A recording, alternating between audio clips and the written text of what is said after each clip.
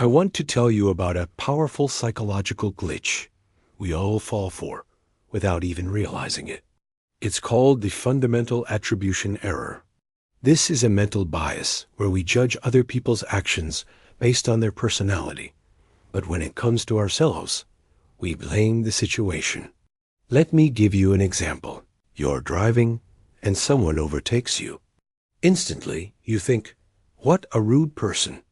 But if you overtake someone because you're late, you tell yourself, what could I do? I had no choice. Or imagine you see an older man shouting at a kid in the park. You think, what a horrible person. Let the kids play. But the next day, when a ball hits your clean clothes, you end up yelling at those same kids. See the difference? They're wrong because they're bad. You're wrong because you're helpless. According to a study, when something bad happens to someone else, 65% of people blame the person's character. But when they themselves do something wrong, they only blame their own character 44% of the time. The rest is blamed on circumstances. We judge others at face value. He's arrogant. She's careless. But we judge ourselves with context. I'm not like that, it's just a bad time. That's the trap of the fundamental attribution error. Now, let's talk about another manipulative behavior. Triangulation. The name says it all.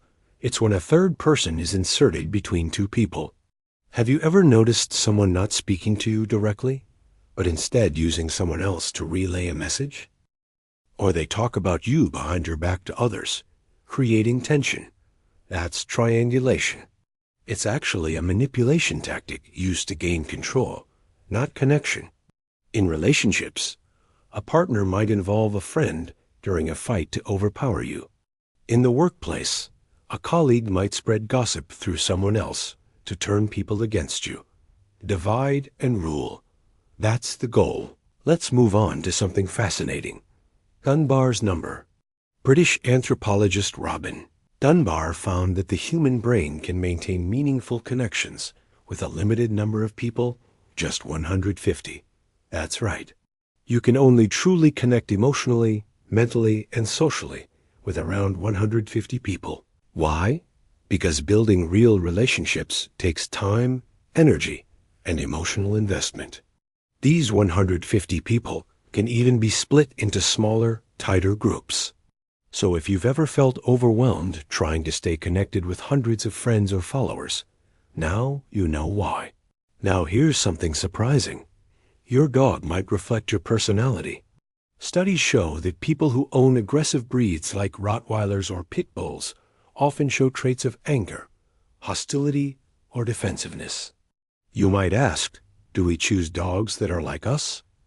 In a way, yes. People who live in high-crime areas, who feel isolated, or are under constant stress, often seek a pet that gives them protection and control. Hence, they prefer strong, guard-type dogs. It's not just about liking a breed, it's about feeling secure. Here's another psychological gem, the Reminiscence Bump. Normally, we remember recent events best like what happened yesterday or last week. But there's one exception. The time between ages 10 to 30, this phase is etched deeply into your memory. Why? Because it's when we form our identity. Our first love, first heartbreak, first job, major challenges all happen during this time. That's why a 30-year-old's favorite song or movie often dates back to their teenage years. This is why we remember the first day of school or our first crush so vividly even decades later. That's the power of the reminiscence bump. And finally, let's talk about daydreaming. You've probably been told, stop daydreaming. But the truth is, daydreamers are more creative. According to psychologist Jerome L. Singer, author of Daydreaming and Fantasy, when your mind wanders, it enters what's called the default mode network, the brain's natural creative engine. So the next time you drift off in thought, don't feel guilty. You're not wasting time. You might just be unlocking your most creative ideas. Psychology isn't just about facts. It's about understanding the invisible forces that shape our daily lives. And now that you know these, Maybe you'll start noticing them in your own world.